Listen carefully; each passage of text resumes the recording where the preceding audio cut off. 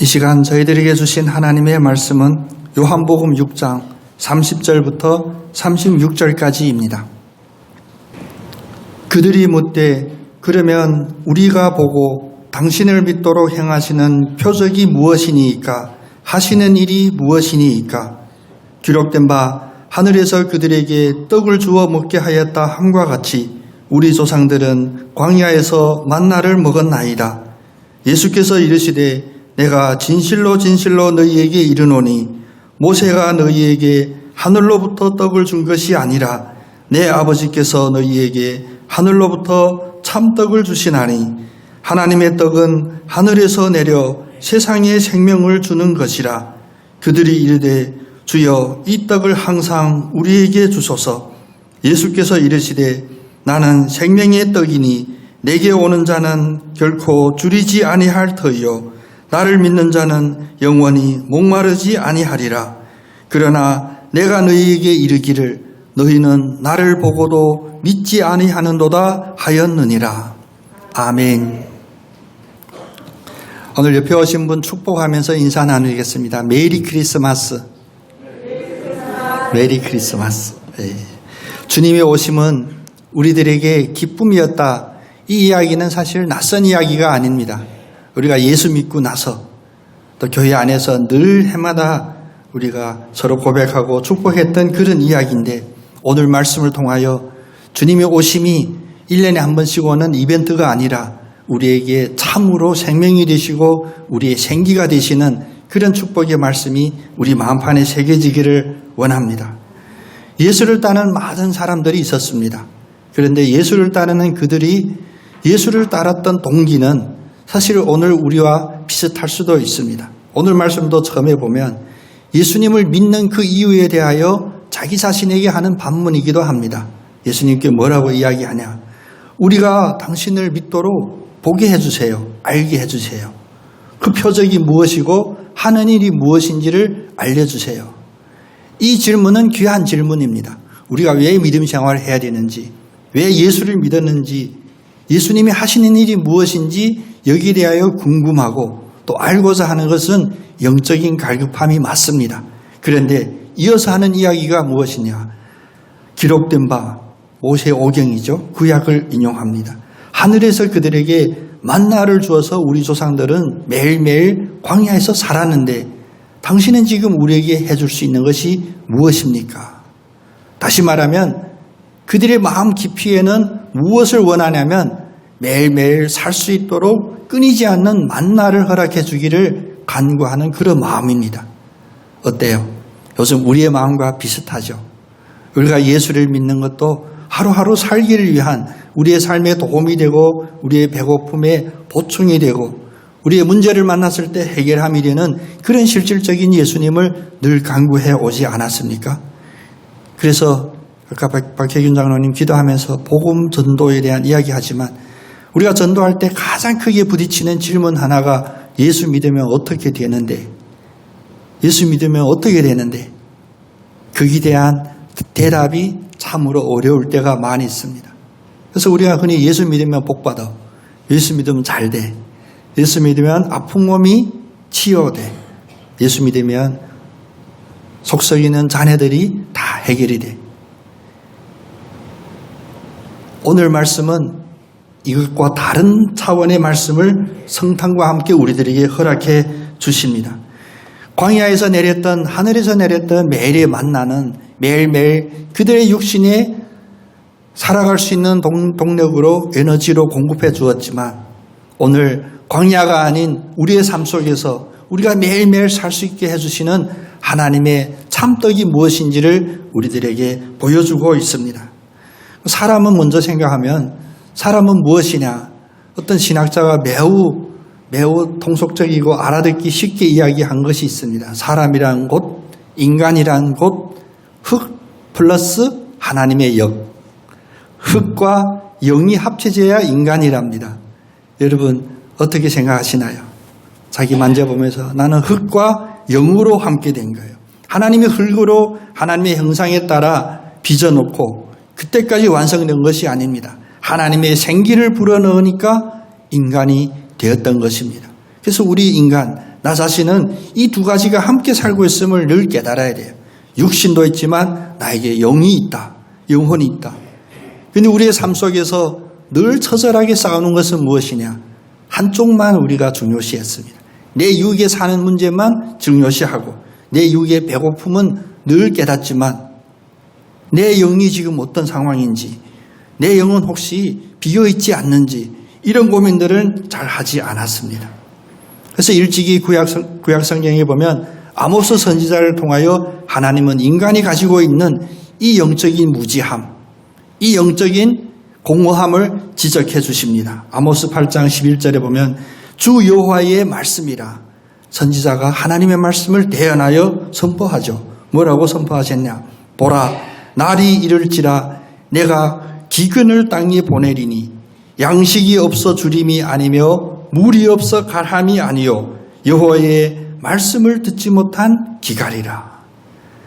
세상에 기근이 생긴대요. 하나님이 기근을 보내주셨대요. 근데 우리는 이 기근을 무엇이라고 생각합니까? 먹을 양식이 없고 마실 물이 없으면 우리에게 기근이라고 생각하는데 하나님은 말씀으로 쪼개주시죠. 양식이 없어서 주림이 아니요 물이 없어서 갈함이 아니라 여호와 하나님의 말씀을 듣지 못한 이 영적인 갈급함이 바로 기갈이다. 우리는 많은 것을 필요로 합니다. 직장도 있어야 되고 가정도 이루어야 되고 또 사업도 해야 되고 많은 물질도 우리는 필요합니다. 그런데 예수님은 뭐라고 말씀하십니까? 결코 이런 것만으로는 온전한 인간의 모든 필요를 다 채워줄 수가 없다. 사람이 입으로 들어가는 떡으로만 살 것이 아니다. 우리 육신이 살았을지라도 육신이 건강할지라도 영의 배고픔을 우리는 채워야 합니다. 그래서 시편에서도 말씀하시죠. 매일매일 자기의 삶을 돌아볼 때 무엇이라고 표현했냐? 마치 시냇물에 있는 사슴이 그 물을 찾듯이 우리의 영혼의 갈급함을 위하여 찾고 있는 그런 노력이 우리의 삶 속에 있어야 합니다. 그래서 인생의 근본적인 필요는 사실은 우리의 입으로 들어가는 만나가 아니라 우리의 영을 채워줄 수 있는 하나님이십니다. 고린도후서 3장 5절에 보면 우리가 무슨 일이든지 우리에게서 난 것 같이 스스로 만족할 것이 아니니 우리의 만족은 오직 하나님으로부터 나오느니라. 우리의 만족은 어디에 있다고요? 우리의 만족은 하나님께 있는 거예요. 근데 요즘 우리를 보면 성취감이 있죠. 모든 일이 다 내가 해서 되고 내가 노력해서 되고 또 혼자 하는 일도 아니라 여러 사람이 하는 일도 마찬가지입니다. 내가 먼저 문제를 예견하고 문제를 먼저 제시하고 해결책을 제시하여서 이루어졌다라고 만족할 수 있는데 하나님은 이 모든 것을 깹니다. 육의 문제는 그렇게 볼 수가 있겠지만 영의 문제에 있어서 오직 하나님만이 우리의 만족이 된다는 것입니다. 오늘 성탄을 맞이하여 이 성탄 감사 예배 자리에 앉아 계신 여러분에게도 우리의 육신의 갈급함이 아닌 영적인 갈급함이 있음도 깨닫고 그러면 나의 영적인 갈급함은 무엇일까? 어느 정도일까 생각하여 참떡으로 오신 예수님을 온전히 영접하는 복된 성탄절 되기를 원합니다. 예수님은 자기 자신을 하나님의 참떡, 생명의 떡이라고 표현합니다. 그러면 생명의 떡, 우리는 무엇이라고 기억해야 될까요? 우리 한번 같이 고백해 보겠습니다. 예수님이 생명의 떡입니다. 아멘. 오늘 35절에 예수님께서 직접 자기 자신에 대하여 선포하시죠. 나는 생명의 떡이니 내게 오는 자는 결코 줄이지 아니할 터이요 나를 믿는 자는 영원히 목마르지 아니하리라. 그리고 48절에도 또 한 번 강조하여 말씀하십니다. 내가 곧 생명의 떡이라. 생명의 떡, 문자 그대로 이 떡을 먹어야 생명이 유지됩니다. 다시 말하면 이 떡이 곧 생명이라고 볼 수가 있습니다. 하늘에서 내려온 살아있는 떡인 예수 그리스도는 우리가 살아가는데 반드시 필요하고 어쩌면 우리의 영에는 유일하게 필요한 생명의 떡입니다. 세상에 주는 많은 떡들은 주님이 주시는 이 떡과 다른 이유가 바로 그 차원이 다르기 때문이에요. 세상의 육신적인 떡이 아니라 영적인 떡이기 때문에 그래서 예수 그리스도의 십자가를 바라볼 때 많은 이들은 이해하지 못했습니다. 하나님이시라며 하나님의 아들이라며 어찌 우리보다 더 나약하게 십자가에서 피 흘리고 죽어가시는가. 조롱도 받으시고 심지어 그의 제자들마저도 떠나게 됩니다. 그런데 예수님께서 십자가에서 보여주신 것은 무엇이냐. 바로 죽어야만, 드려져야만 우리가 먹을 수 있는 그 떡을 우리들에게 보여주신 것입니다. 그래서 예수 그리스도가 오심은 성탄 시즌에 장사 한번 한몫 잡는 그런 한몫 잡을 수 있는 시즌이 아니라 예수 그리스도의 오심은 우리에게 기쁨 위에 기쁨 안에 더 중요한 믿음이 있어야 되는 겁니다. 성탄을 묵상하면서 성탄절 카드 준비하면서 그런 마음이 많았어요. 믿음이 없으면 예수 오심이 무슨 기쁨이 될까? 예수님이 매일매일 순간순간마다 올지라도 우리에게 이 믿음이 없으면, 예수님만이 나의 생명의 떡이라는 믿음이 없으면 예수의 오심은 우리에게 기쁨이 되지 않습니다. 그래서 이 카드를 제가 기도하고 또 사랑받았던 많은 이들에게 이렇게 보내드렸는데 다들 어이없는 평가하시더라고요. 메시지에 주목해야 되는데 작품이 좋았대요. 역시 육의 갈급함만 보시는 눈들이 있는 것 같아. 형식이 어떠하든지 그 모양이 어떠하든지 그 속에는 참떡이신 예수님을 믿어야 우리에게 참 성탄이 되고 참 기쁨이 됩니다. 두 번째로 예수님이 말씀하신 나는 생명의 떡이다를 오늘 이 자리에 계신 2023년을 맞이하는 우리들에게 어떻게 적용해야 하느냐.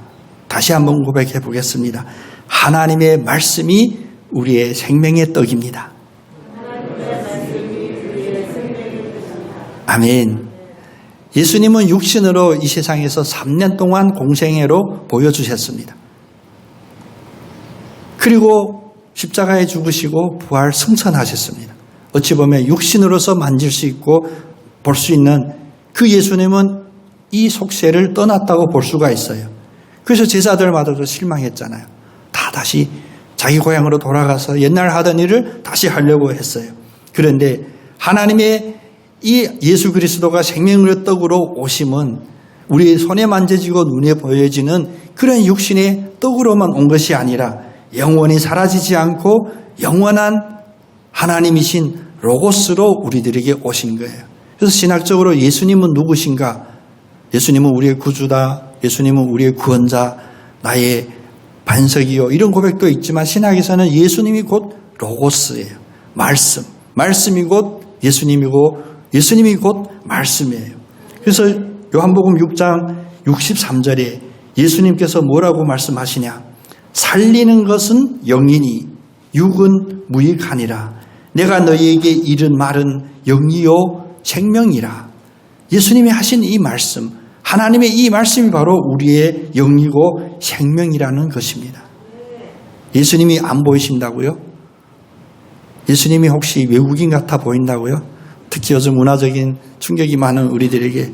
그래서 초창기에 복음이 우리 조선에 전해왔을 때도 중국도 마찬가지입니다. 왜 거부했냐? 예수는 어떤 사람이냐 물으니, 예수의 생일부터 물으니 한나라 때 우리는 한나라 이전에도 성인들이 있었는데 또 하나 사진을 보니까 이거 완전 외국인이네. 이상한 얼굴이네. 그래서 거부했다고 해요. 여러분 좀 우습죠? 근데 엄밀하게 따지고 보면 우리가 지금 육신의 예수로 바라보면 믿을 수 없지만 왜? 눈에 보이지 않고 손에 만져지는 그 예수님이 안 계시기 때문에 우리의 믿음이 흔들리는 것 같지만 왜 억압 속에서도 핍박 속에서도 예수 그리스도의 복음인 기독교가 이어져 왔냐면 우리는 말씀의 예수, 로고스 그 예수가 우리의 생명의 떡이기 때문이었습니다. 그러면 이 생명의 떡을 우리는 어떻게 먹어야 할까요? 이 질문이 더 실천적인 질문이겠죠. 먼저 믿음으로 드셔야 합니다. 예수 그리스도 하나님의 말씀을 믿음으로 받아 먹어야 합니다. 그래서 아멘 하시잖아요. 우리 아멘이 뭡니까? 그렇게 될 줄로 믿습니다. 그것임을 믿습니다. 네, 그렇습니다라는 고백이었어요. 예수님은 내 자신이 생명의 떡이다 제시하고 나서 바로 그 문제점을 36절에 말씀하시잖아요. 너희들은 나를 보고도 믿지 아니하는도다. 이 생명의 떡이 나에게 생명의 떡이 되면 바로 믿음이 확정적인 근거가 된다는 것입니다. 예수님이 선포하신 그 생명의 떡, 또 오늘 교회에서 우리가 성경을 읽고 또 우리 예배 중에 찬양하고 또 설교의 말씀을 듣고 이런 모든 것들이 믿음이 없으면 그것이 생명의 떡이 될 수가 없습니다. 요한복음 1장 14절에 말씀이 육신이 되어 우리 가운데 거하심에 우리가 그의 영광을 보니 아버지의 독생자의 영광이요 은혜와 진리가 충만하더라. 우리가 믿음으로 바라볼 때 그 영광의 충만함을 바라볼 수 있는 것입니다. 제 평생에 제 목회 일생에 그런 기회가 있을지 모르겠지만 루터는 처음에 설교할 때 다락방 뒤에서 어찌 보면 지금 이 우리 교회 위치가 거꾸로 된 거예요. 예수가 저 다락방 뒤에 숨어서 얼굴을 보이지 않고 설교했다라는 기록이 있어요. 왜? 루터를 볼까 봐. 설교자를 바라볼까 봐. 설교자가 아닌 그 설교의 메시지 하나님의 말씀, 참 말씀을 믿으시고 아멘으로 받으시는 여러분 되시기를 원합니다. 제가 처음 사역을 시작할 때 아동부 전도사로 시작했어요. 그때 나이가 32살인데 어린아이들, 특히 예배 중에 화장실 몇 번 가고 바지에 오줌 지리는 애들도 있는 그런 상황. 초등학교 1학년부터 6학년 같이 있는 예배 드렸는데 그것이 어려운 것이 아니라 선생님들이 많이 도와주셔서 감당할 수도 있었겠지만 가장 어려운 것은 제가 마이크 앞에 서서 말을 딱 시작하면 초등학교 4학년, 5학년이 바로 그래요. 아, 저 중국 아저씨다. 뭐 요즘도 저를 중국 아저씨로 보시겠죠. 억양이. 제 믿음이 굳세지 못하여 그것 때문에 얼마나 위축이 되는지 몰라요. 얘기하기 두려운 거예요. 근데 오히려 대덕연구단지에 있는 과학자들, 그 박사님들, 뭐 수석 연구관들은 제가 6개월 동안 그 신우에 설교를 했거든, 인도했거든. 그들한테는 억양이 중요하지 않았어요. 말투가 중요한 게 아니라 그들의 메시지를 바라보는 거에 있었습니다. 그럼 왜 초등학교 4학년은 말투부터 보게 될까? 우리는 듣는 것과 믿음의 이 전환점을 매우 신중하게 또 어렵게 생각해야 됩니다. 그래서 우리 전통적으로 보면 특히 유교 문화에 스승님들이 강의를 들을 때 다 눈을 감고 스승님을 쳐다보지 않고 강의를 들었다 이런 기록이 있어요. 어찌 보면 형식에 있어서는 눈에 보이는 스승이 키가 크다 작다 말투가 이상하다로 듣는 것이 아니라 그 메시지를 받는 좋은 자세일 줄 몰라요. 근데 저희 교수님께서 독일에 유학했는데 양반집 아들이라 독일에 유학 가서 수업을 표준 FM으로 이제 유교적으로 수업 들었대요. 근데 학기 말에 성적이 나왔는데 F. 그래서 찾아가서 교수님 왜 F 나왔는지 궁금합니다. 이거 알아야 제가 다 맞게 공부 더 잘할 것 같으니까요. 근데 독일 교수님이 그래대요. 너 수업 내내 졸고 있었잖아. 예, 저는 예배 중에 졸고 있는 분 한 분도 없는 줄 믿습니다. 보기에는 눈 감고 계셔도 양반이라 메시지에 집중하는 줄로 저는 믿습니다. 믿는다는 것 쉬운 것 같지만 또 어렵고 어려운 것 같지만 또 쉽습니다. 왜? 나의 생각, 판단을 먼저 내려놓고 그래서 더 넓은 시각으로 바라보고 더 깊은 곳에 감동이 올 수 있도록 우리의 마음을 열면 늘 우리 눈앞에 펼쳐져 있는 이 성경의 말씀이 살아있는 하나님의 말씀으로 생명의 떡으로 우리의 마음속에 들어오게 됩니다. 구약시대에는 아멘하라고 규정했었습니다. 아멘 안 하면 안 되는 걸로. 신명기 27장 15절에 보면 모세가 하나님의 말씀을 대언할 때 모세가 하나님의 말씀을 선포할 때 모든 백성들은 그 선포할 때마다 응답하여 아멘 할지니라. 아멘 안 하면 처벌까지 할 수 있는 법이었습니다. 하나님의 말씀을 아멘으로 받지 않아서 심판받은 이들을 우리가 많이 보잖아요. 구약에 보면 사울도 하나님의 말씀을 들었습니다. 그런데 그 하나님의 말씀을 믿음으로 아멘으로 받지 않고 자기가 생각하니까 다윗도 믿고 다윗을 따라다니는 백성들도 믿고 결국 그는 하나님의 심판을 받게 돼요. 또 하나님이 노아 시대의 모든 사람들에게 말씀했지만 오직 아멘으로 받은 것은 노아의 그 가족뿐이었습니다. 결과 어떻게 됐습니까? 세상에 조롱받고 말도 안 되는 말을 아멘했던, 조롱받았던 그들만이 홍수의 심판에서 구원받았습니다. 지금 예수님 당시에도 제사장, 서기관, 바리새인들 예수님의 말을 뭐로 붙여보냐?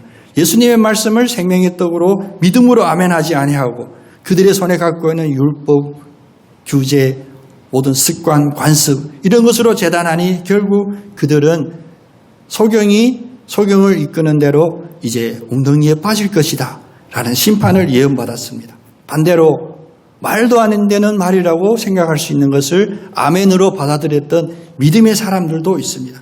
노아든 아브라함이든 다윗이든 바울 이런 이들은 세상이 알 수 없는, 이해할 수 없는 그 논리의 하나님의 말씀을 생명의 떡으로 아멘으로 받아들였더니 그들에게는 하나님의 인도하심과 축복이 임하여졌습니다.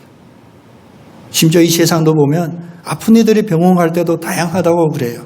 제가 늘 예를 드는 그 의사 선생님, 여러분도 기억하시죠? 그렇게 유명한 분이 아니었는데 갑자기 3년 사이에 엄청 유명해진 거예요. 그래서 제가 만나가지고 친했었거든요. 그때 저한테 그래, 목사님 나중에 목회하다 어려우면 목사님 머리 좋으니까 공부해가지고 병원 차리래. 그 어려운 거 어떻게 하나 했더니 병원 차려서 유명한 의사 되는 게 너무 쉽대요. 네. 아침에 병원 문 열면 환자가 찾아온대. 그러면 의사는 3마디만 하면 유명한 의사가 된대요. 첫 번째, 환자한테 어떻게 오셨어요? 하면 환자가 다 이야기한대. 내가 어디 아프고 어떻게 힘들고 어쩌고. 두 번째, 왜 그랬을까요? 의사가 환자한테 왜 그런 증상 아팠을까요? 물으면 다 얘기한대요. 의사보다 더 의학 지식이 풍부하고. 세 번째가 중요합니다. 어떻게 해드릴까요? 그리고 환자가 무슨 약 좋다고 하는데 무슨 약 해주시고 어떻게 해주셔서 그대로 해주시면 환자가 나가면서 의사 영하다고 나간대. 엄청난 믿음이죠. 그렇게 오면 병이 나을 거예요. 그래서 의사도 유명한 영한 의사가 될 수 있겠죠. 세상에서 주는 이 소소한 지혜도 우리는 깨닫지만 왜 이 하나님이 주시는 이 큰 지혜 안에 우린 그렇게 살지 못하는지. 역시 우리의 생명은 영과 육이 함께 있음을 깨닫는 게 중요했습니다. 아멘으로 받는데 가장 큰 장애는 무엇이냐? 가장 큰 걸림돌은 바로 우리의 육의 생각이 앞서 있다는 것입니다. 영의 생각을 우리는 뒤에 제쳐놓고 있다는 것입니다. 그래서 로마서 8장 5절에서 9절에 말씀하시잖아요. 육신을 따르는 자는 육신의 일을, 영을 따르는 자는 영의 일을 생각하나니. 여러분 지금 이 순간 무엇을 생각하십니까? 육신의 생각은 사망이요 영의 생각은 생명과 평안이니라. 영의 생각이 뭐라고요? 생명과 평안. 영적인 사람일수록 평안함이 넘치고 기쁨이 넘치고 긍정적입니다. 그래서 육신의 생각은 결국 하나님과 원수가 되나니 육신에 있는 자는 하나님을 기쁘게 할 수가 없느니라. 만일 너희 속에 하나님의 영이 거하시면 너희가 육신에 있지 아니하고 영에 있나니 누구든지 그리스도의 영이 없으면 그리스도의 사람이 아니니라. 지난 2022년 그 이전의 모든 것을 지금 주님이 물으시는 것이 아니라 주님은 그냥 오셨어요. 성탄은 무엇입니까? 우리가 계획하고 우리가 준비해서 오시는 성탄이 아니라 주님은 그냥 오셨습니다. 왜? 우리를 살리시려고. 우리의 육의 생각에서 사망으로 치닫고 있는 우리를 그리스도의 사람으로, 생명의 사람으로 바꾸시려고, 구원하시려고 찾아오셨습니다. 여러분, 2022년 크리스마스가 특별한 크리스마스가 되기를 원합니다. 새로운 시작의 출발이 되기를 원합니다. 이제 육의 사람으로부터 영의 사람으로 매일매일 무엇을 먹고 무엇을 마실까, 어떻게 살아갈까 고민하던 우리가 이제는 생명의 떡인 이 예수님을 아멘으로 드시면서 영의 사람으로, 생명의 사람으로, 긍정적인 사람으로, 그래서 선한 영향력을 주변에 펼치는 복된 여러분 되시기를 축복합니다.